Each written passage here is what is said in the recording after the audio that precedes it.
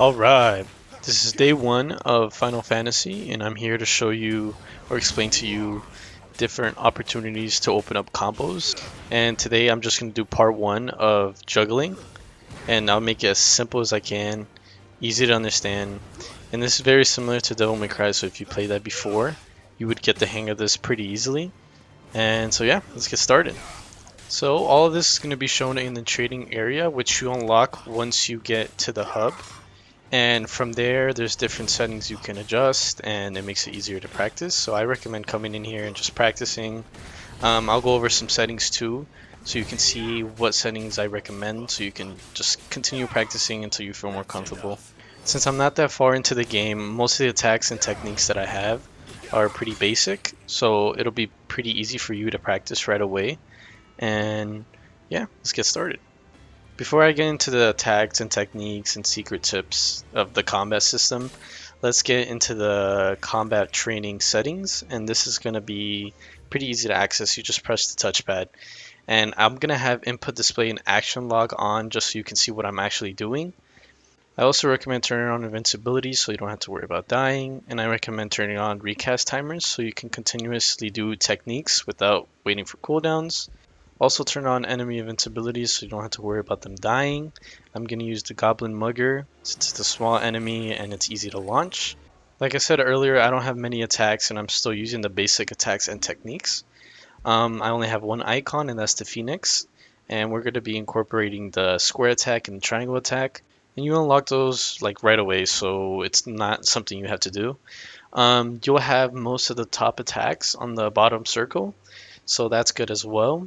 I'm going to show you the attacks you need. Magic Burst, I recommend that. That's good as well. Charge the Magic, just have that. I wouldn't upgrade it yet if you don't have it. Stomp, I would recommend to upgrade it because this is going to allow you to keep the enemy up in the air. And if you master it, then you can jump up 2 times on the enemy. Recovery you don't need. The Burning Blade, I recommend this because it's going to be one of the methods we're going to use to launch the enemy up into the air. I also recommend unlocking the downward thrust because we're going to be incorporating that into one of our launch techniques. So the 3 basic methods that I recommend using to launch enemies up in the air so you can follow up and juggle them up in the air is the charged magic shot and the charged melee shot in the air. If you charge your melee in the floor, you won't be able to follow up, but if you charge it in the air like that, you'll be able to follow it up.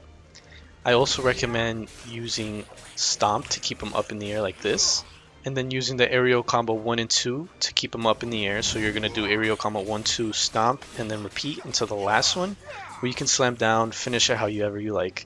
And then the third basic method is using your Phoenix Rising Flames.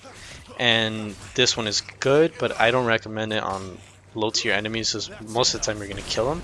And for me, it's just unnecessary unless I really want to or can use it. My favorite one is the charged melee because it's very easy to pull off and it's more convenient. And then the second would be the charged magic shot, but the thing with that is the enemy will only be launched up in the air if you have them on the floor first. So what I like doing is either down thrust to launch them forward and then put them up in the air. And then I would phase Phoenix Shift so I can reach them and then start off from there. I tried using charged melee up in the air like this, but you can't hit them in time. So what I do is I slam them down on the floor, charge shot, teleport to them, and then stomp. Right now I'm spamming it because I haven't got the timing down. It's pretty short. But once you get the timing down, you can keep them up in the air for longer, and then either finish off the aerial combo or down thrust. And yeah, that's the 3 basic techniques that I use. And you can also keep them up in the air longer if you juggle them up 2 times and then finish off with a charged melee shot up in the air, because it'll launch them up higher, and as they fall, you'll fall faster to the floor. And then you can use your charged triangle technique to spin around, and that's just like a quick little finisher.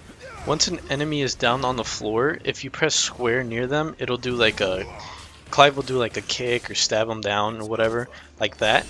Once you're doing that, you can hold square to charge the melee attack, so you can use the charged melee after it's done. And it just saves you a bit of time, and you don't have to wait for the charged melee. and just keep them up in the air. You can incorporate the square triangle combo as well in the air. Just anything that's like a finishing attack will put them back down to the floor and will stop you from juggling them. So just find what's fun for you, have a feel for it. I already gave you the training settings so you can mess around, practice a bit. And yeah, that's 3 of the basic launches that you can use early game. In part 2, I'm gonna incorporate the companion, and that's really fun as well and goes further in depth to the combat system. And yeah, that's all I have for today. Thank you guys for watching, and I'll have part 2 up shortly. And I hope you enjoyed and found it useful.